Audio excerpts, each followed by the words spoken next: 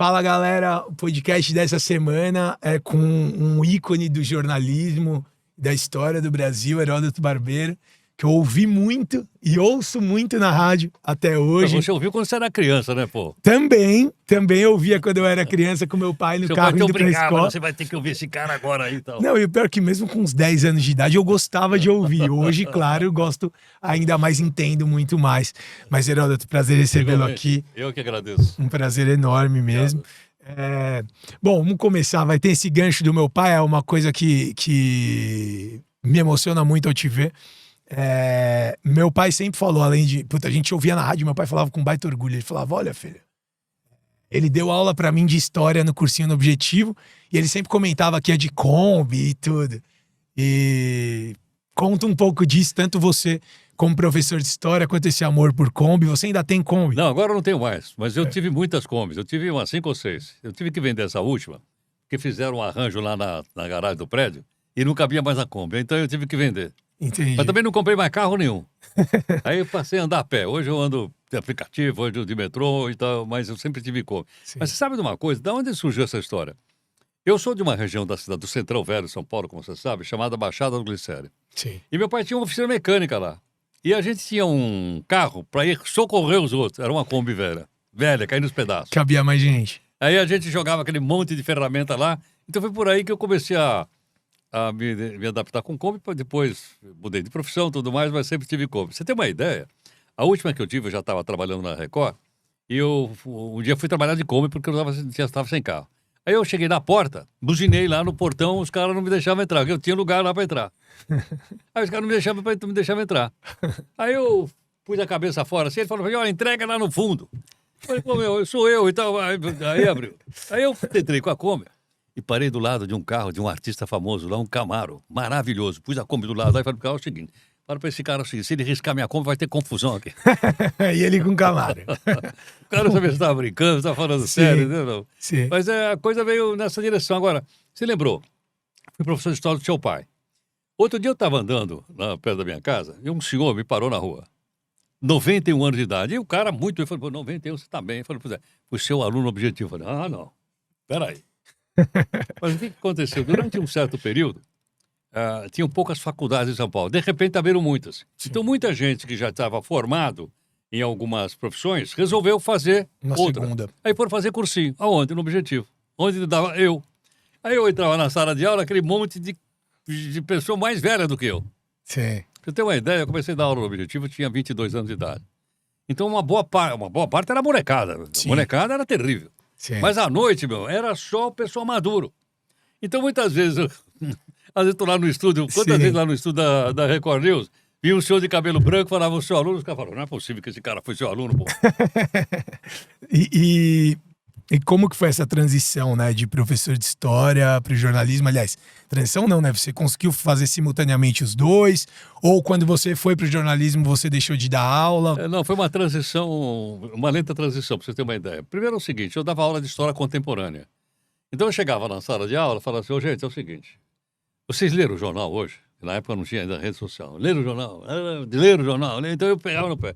E eu dava aula muitas vezes de história contemporânea em cima de jornal. Então isso me aproximou muito do jornalismo. Até que o Objetivo foi o primeiro curso brasileiro que comprou um sistema de televisão interno. E pegou o pessoal da antiga TV Record, pessoal técnico, para montar a televisão lá. E eu, então, fui chamado para gravar as aulas de história. Então foi meu primeiro contato com a televisão, com eles me ensinando. Entendi. Eu gravei, sei lá, 30 horas do curso de história. E no mesmo prédio do Objetivo ficava a TV Gazeta. Sim. E o diretor lá, chamava Marco Aurélio, tinha um programa lá chamado Show de Ensino às quartas da noite, que era de notícia, e os professores comentavam. Pô, você não quer ir lá apresentar o programa? Pô, eu trabalhava ali, fui lá apresentar o programa. Comecei na Gazeta por aí. Com quantos anos? Tinha uns 23 no máximo. 24. Então foi um pouco depois que você começou a dar aula no cursinho. No cursinho, é. E aí você fez simultaneamente os dois por um tempo? Aí de lá eu fui convidado a trabalhar na Jovem Pan, que é do outro lado da rua, da Avenida Paulista, já estava na Avenida Paulista. E comecei a trabalhar porque eu era um comentarista de política internacional, porque eu era professor de história. E aí comecei a me adaptar, aprender com o pessoal lá, entendeu? Muitos bons profissionais e tal. O diretor de jornalismo, que era o Fernando Vieira de Mello, aprendi muito com ele. Sim. E aí, num determinado momento, o departamento pessoal falou assim para mim, você não tem registro. Você tem que ter registro. Eu falei, como é que faz registro? Tem que fazer faculdade. Eu falei, ai, caramba. Aí, no mesmo prédio do Objetivo, tinha a faculdade de Casper Libero. O que eu fiz? Fiz vestibular e fui fazer... Dando aula de história no cursinho, você fez também faculdade. Embaixo era professor e em cima eu era aluno. Entendi. Eu gostava mais de ser aluno. Eu imagino que seja mais fácil. E tal. Fazia aquelas bagunças todas. É mais fácil. E você começa no jornalismo, então, nesse link, né, com a faculdade de história, e você vai apresentar programa quando? Bom, eu aí na Jovem Pan aprendi, eu fiquei 7 anos na Jovem Pan. Primeiro, participando do Jornal da Manhã, depois apresentei um programa à tarde, chamado São Paulo Agora, que era um programa feito pelo Ney Gonçalves Dias, que é um grande jornalista também. Então, fui aprendendo lá. E de lá é que eu passei para o Sistema Globo de Rádio, né? Logo depois que o Osmar Santos, que era um grande locutor, também passou para lá. E aí fui apresentando o programa. Então, eu fui pegando cada vez mais coisa, cada vez... Chegou um momento que eu não estava conseguindo conciliar mais. Aí eu dava aula uma noite só, na Uni Santana, já ouviu falar? Sim, claro, eu sou de Santana. Então, eu ia lá uma noite, para não parar de dar aula. Aí não aguentei mais, aí parei. Aí chegou uma hora Mas sabe quantos anos eu tinha? 42. Aos 42 eu passei a viver só de jornalismo. Entendi, foram 20 anos dando aula, mas já nessa transição. Tem 25 anos de aula, pra você ter ideia. Legal, 25 anos de aula. Caramba, é bastante coisa. Minha mãe foi professora, mas não de cursinho. Ela foi professora de primário, mas... Mas o cursinho foi um dos lugares que eu dei aula. Eu dei aula no Poeridomos. Ah, sim. Dei aula na Universidade de São Paulo, na USP. Fui professor da USP. Legal. Dei aula em vários lugares. Legal. Dei aula em Osasco. Dei aula em São Miguel Paulista. Fiz concurso para professor do Estado. Depois desisti. Sim. E você acha que era mais difícil, tinha mais desafios? Professor ou apresentar jornal? Ou são eu acho que o desafio maior é ser apresentador de jornal. Seja lá, que plataforma sua, pode ser aqui na rede social, pode ser na rádio. Por quê? Porque você tem que ter ideia do que o seu público quer saber. Sim. É diferente de chegar numa sala de aula, eles estão querendo saber aquilo que está no programa, não é isso? Né? Sim. Então, preparei a aula para falar daquilo. Agora, quando você vai falar para o público, você não dá para você preparar a aula, meu. Sim. Você tem que entender o seguinte, o que será que esses caras querem que eu pergunte? O que será que eles querem saber? Sim. Então, esse é um desafio muito maior que eu e a equipe, nunca fiz nada sozinho, sempre junto com a equipe. Sim. A equipe hoje fazemos lá na Nova Brasil e nós estamos bem situados no Ibope, eu sou do Ibope agora. Nós estamos muito bem situados no horário de 8 às 9, que é o jornal lá. Que é o jornal que eu já tive o prazer de ser entrevistado por você, também foi muito legal. E isso que você falou é muito importante, né? Imagino, até pela sua fala, quando você vai dar aula, você prepara a sua aula e o aluno tem que entender se adequar na sua aula, até porque ele está aprendendo a matéria que o professor vai lecionar.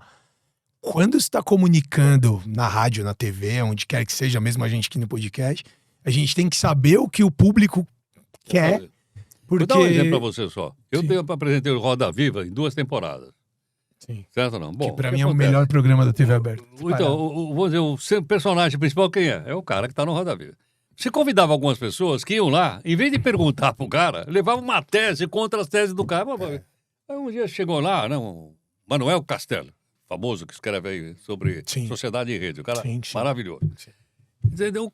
Eu falei, no intervalo, gente, é o seguinte, isso aqui é um programa de televisão, isso aqui não é uma tese. Bom, abriu pro primeiro cara perguntar, o professor da USP, ele levou 7 minutos para fazer uma pergunta. Não dá. Ele deu opinião, na verdade, não fez a pergunta. Ele tá fazendo um programa para ele, eu não, estou fazendo um programa para o público, que quer saber o que o pensador lá pensa.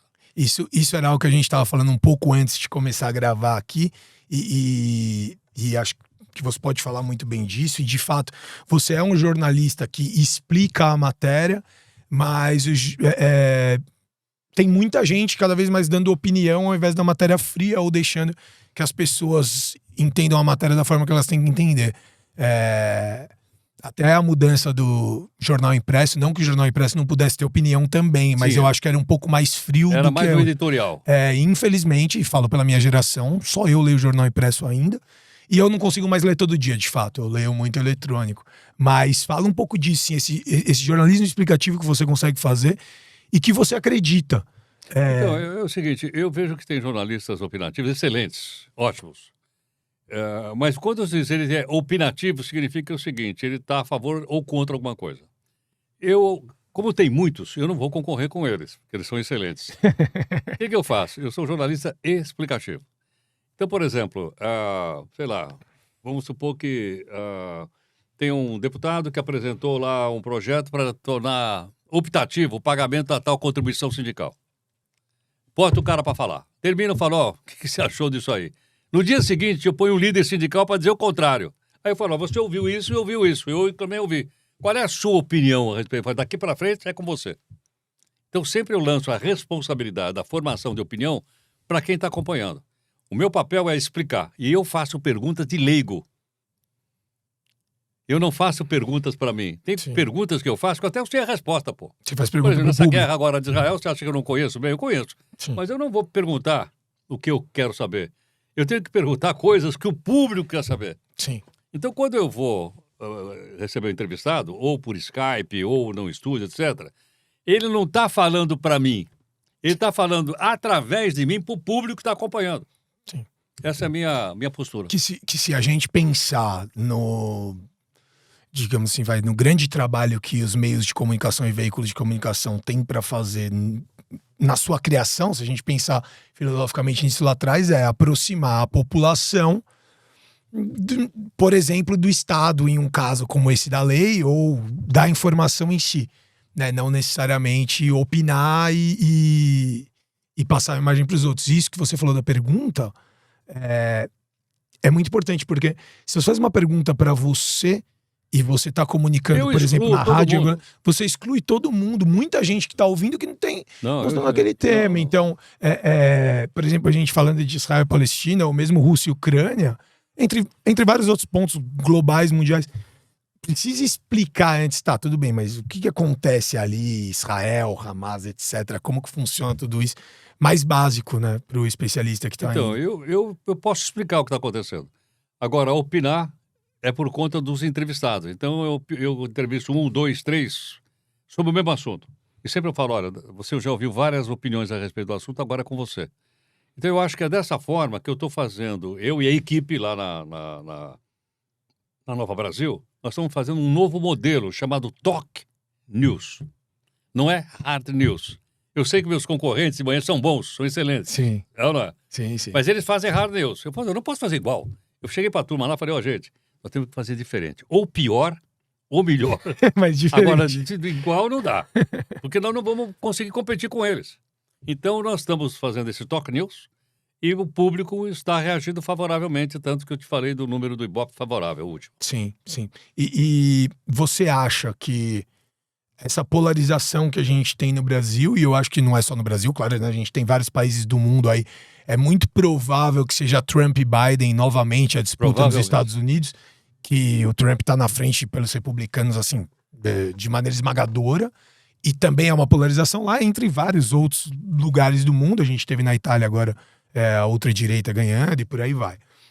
Você acha que essa polarização, e aí também tratando, claro, de Brasil, onde claramente a eleição mostrou que tem uma divisão aí entre dois lados, você acha que isso atrapalha de alguma forma o jornalismo? Você acha que isso influenciou muito o jornalismo e os veículos de comunicação? Aliás, todos os meios de comunicação hoje em dia, desde redes sociais até os principais canais de TV, os jornais. Olha, você fez duas comparações, uma nos Estados Unidos e outra no Brasil. Qual é a diferença? A diferença é o seguinte, nos Estados Unidos, o pessoal tem muito mais educação do que nós temos, muito mais politização do que nós temos.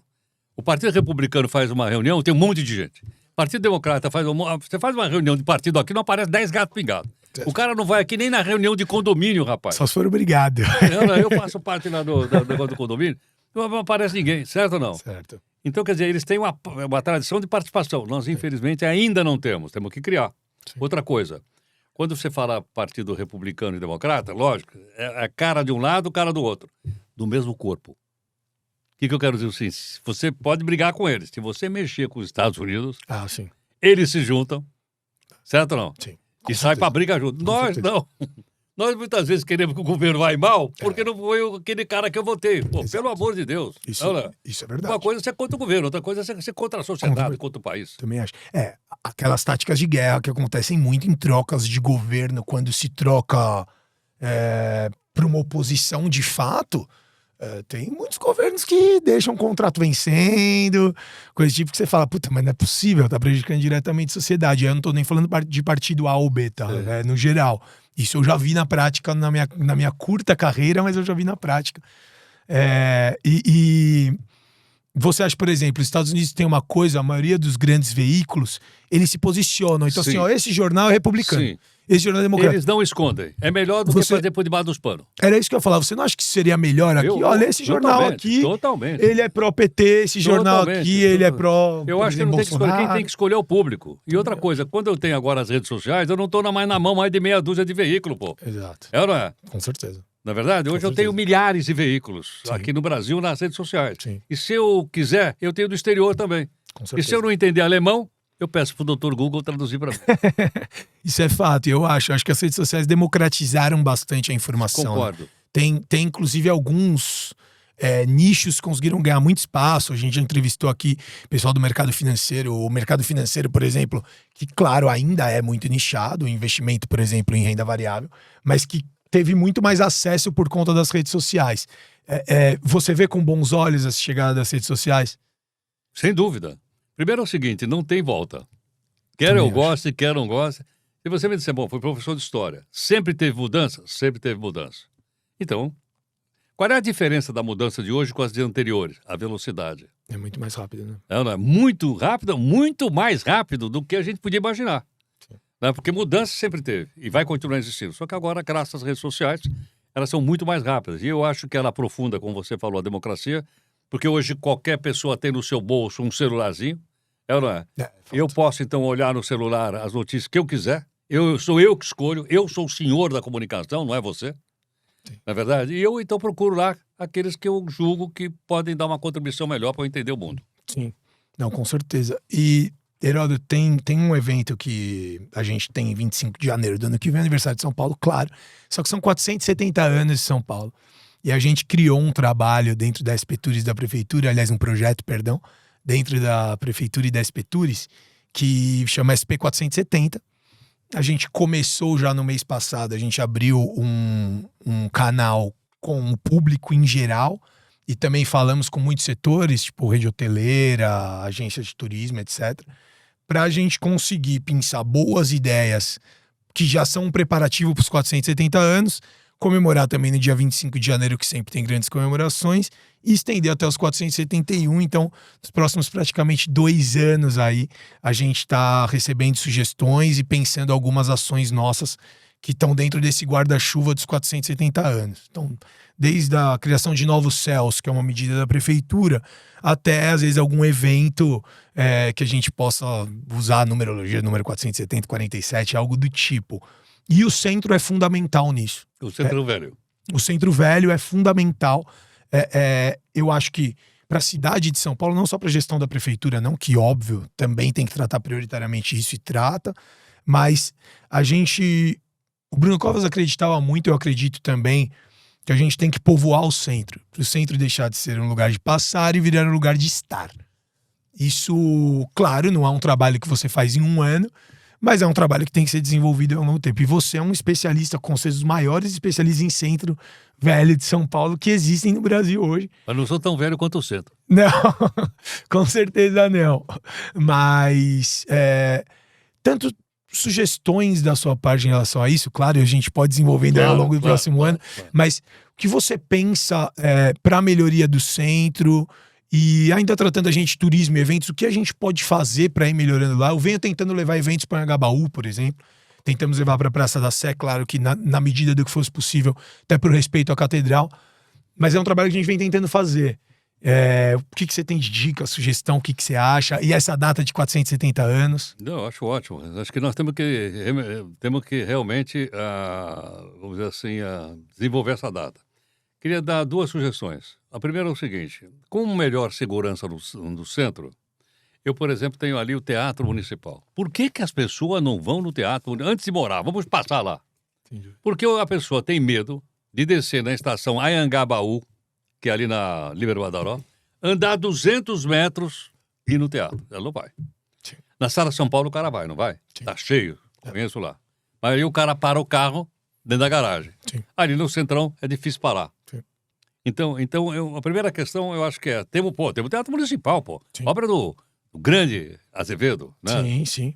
Tá certo? Esse é um Sim. ponto. Outro ponto é o seguinte. Suponha que você não a mim, mas suponha que você me contratasse para fazer um roteiro histórico. Aí, olha, é o seguinte, o Heródoto Barbeiro vai estar aqui na Praça da Sé esperando os primeiros 20 pessoas se inscreverem aqui no nosso site para conhecer 5 pontos do Centro Velho de São Paulo. Aí eu fico lá na praça, aparecem 5 pessoas, eu pego, faço o roteiro a pé com eles daquela região central. Saio dali, vou na Catedral, da Catedral vou no Pátio do Colégio eu vou na Igreja de São Bento. Certo ou não? Sim, sim. Percebe? Ou seja, eu faria um turismo a pé, como tem, por exemplo, em Berlim. Sim, sim. Entendeu ou não? Algumas das Agora, se principais você capitais do mundo. contratar 10 caras para fazer isso, você vai ter 200 pessoas andando ali pelo centro de São Paulo e conhecendo o centro da cidade. Sim. E com investimento baixíssimo. Seria uma diária para um guia de turismo, um professor de história, tá certo? Sim. Então, eu acho que com isso, a gente teria as pessoas conhecendo, porque a pessoa não vai no centro. Sim, sim. Na época que eu era jovem, o centro era esse tempo de passagem que você falou, hoje nem é isso mais. Certo? Porque o metrô passa por baixo e você não vê o centro. Sim. Você não desce na estação Sé. Na estação Sé você pega a outra linha e vai embora. Sim. Então eu acho que se tivéssemos, por exemplo, isso regularmente, a gente teria uma coisa importante, estariam oferecendo um trabalho para uma pessoa, ele seria responsável pelo grupo, pegar 20 pessoas e ir a pé. E ele faria o roteiro. Olha, o meu roteiro é esse. Aquele outro guia tem esse outro roteiro, você escolhe. Sim. Eu acho que seria uma ação interessante. Fica como sugestão. Não, com certeza. É uma ação muito interessante. A gente vem trabalhando bastante a imagem do centro, tentando divulgar ao máximo para as pessoas também saberem o que acontece lá, porque tem muita coisa que acontece e a gente tem dificuldade em comunicar isso. A gente, poder público mesmo, tem muita dificuldade em comunicar. A gente teve um projeto na SP Tours que não foi só para o centro, mas focou bastante, que chama SP Mais Digital. A gente fez um concurso entre influenciadores para eles divulgarem pontos da cidade de São Paulo e os principais no centro, falando bem da cidade. E a gente entregou uma premiação para os que tiveram maior visualização, etc., tiveram maior impacto. Isso foi algo legal, foi algo interessante, mas, claro, ainda muito pequeno, perto do que a gente tem e pode fazer pelo centro. Posso dar mais uma sugestão? Claro. Eu ando de metrô. Sim. Você já anda de metrô ou não? Hoje em dia eu ando menos de metrô, mas eu sempre andei de metrô. Eu ando de metrô. Sim. Certo ou não? Sim. No metrô tem aqueles programinhas de televisão, Sim, até sim. tem publicidade da prefeitura. Sim. Pô, por que ali não diz, nós estamos na Estação Sé, aqui em Aqui cima tem tem tal a catedral. É. Você não gostaria de conhecer? Aí ele vai e para na São Bento. Pô, aquela arquitetura da Igreja de São Bento inteira é um negócio extraordinário. Sim. Pouquíssima gente conhece. Sim. Aí chegaria ali, que tal, nós estamos aqui na estação. Aí desce na Estação da Luz. Gente, essa Estação da Luz aqui é aquela da antiga São Paulo Rail. Pô, Sim. no metrô. Quer dizer, você tem um público-alvo ali. Eu Sim, tô sim. ali, pô. Com certeza. Pô, eu vou ver o que é esse troço. Eu saio e vou olhar. Com certeza. Fica a sugestão aí. Essa é uma ótima sugestão. Vou falar com a Secretaria de Comunicação sobre isso. Achei ótima mesmo. E, Heródoto, outra coisa que a gente tem em comum, Corinthians, time que a gente torce. Bom, lógico. Conta do seu amor pelo Corinthians. Como que foi isso? Foi de pai para filho ou você do nada torceu pro Corinthians? No meu caso foi meio ditatorial o regime da minha casa. Assim, eu não tive opção. Eu tentei ser ditatorial com meu filho Guilherme, ele é São Paulino. Puxa, acontece. Sacanagem, já falei pra ele, tá deserdado. Um é corintiano, outro é São Paulino.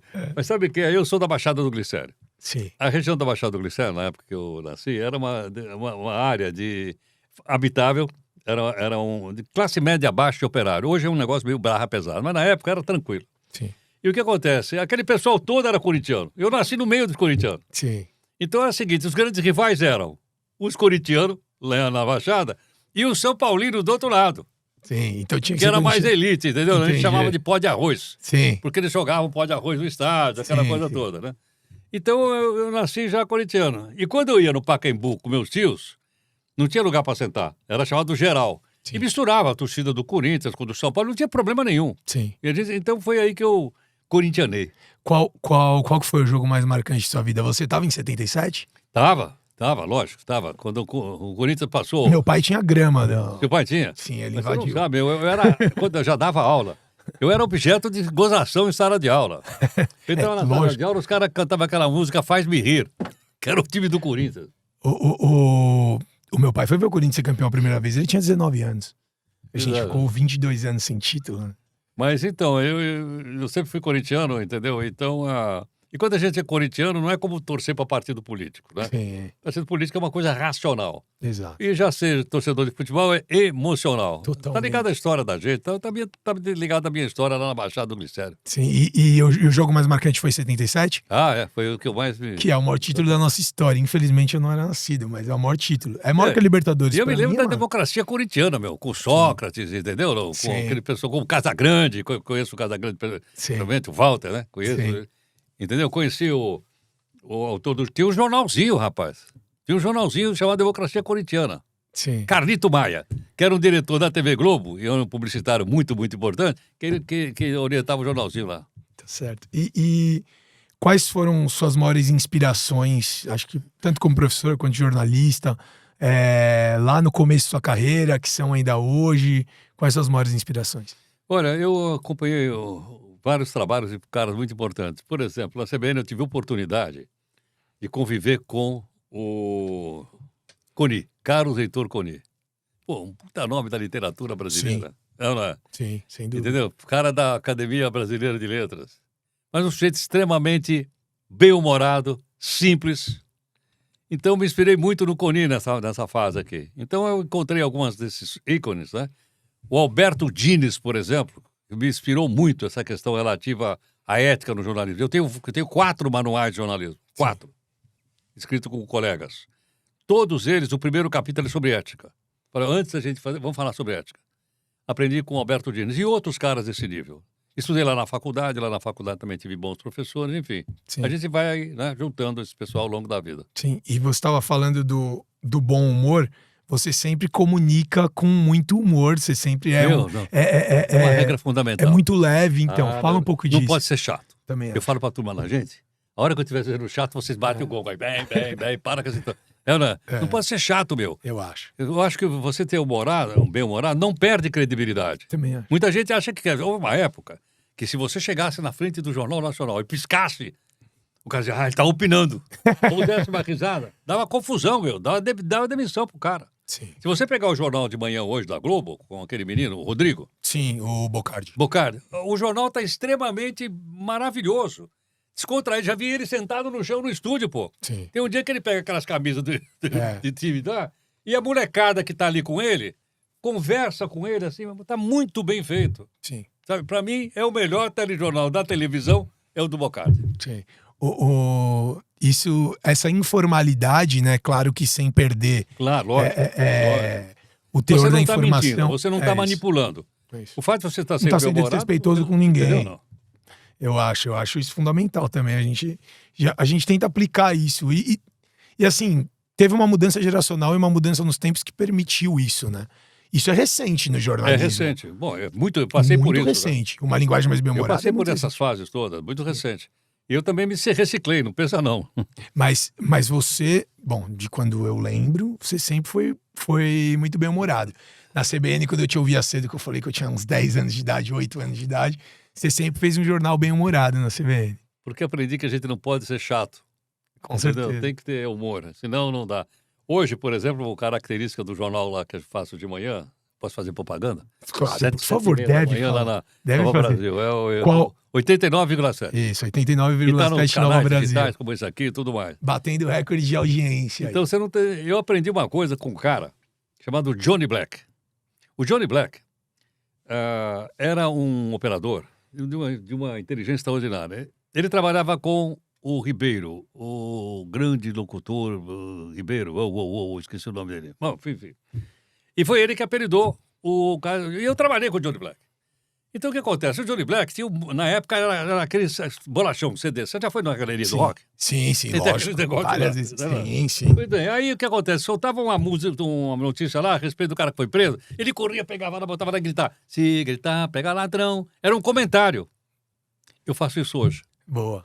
Na minha escalada, Sim. comecei fazendo devagar, comecei apanhando, porque o pessoal não está acostumado. Sim. E um detalhe, inovar é apanhar. Sim, né? Num primeiro momento. Tá achado de louco às vezes também.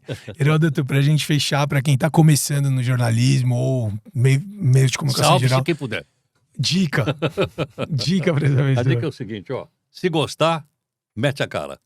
Tá ótimo. Certo ou não? Tá ótimo. Não precisa estar participando hoje de uma grande rede, porque hoje nós temos... Que tal fazer meu próprio canal de comunicação para eu treinar lá? Sim. Com certeza, né? E outra coisa, o mundo empresarial, o mundo corporativo tem muito mais emprego hoje do que o jornalismo tradicional. Então, por que não fazer lá também? Tá certo. Obrigado Falou, pela falei entrevista. Não, que isso. Foi um prazer enorme. Obrigado, viu, Heródoto? Falou. Galera, esse foi o podcast com o Heródoto Barbeiro. Obrigado. Valeu, Heródoto. Falou.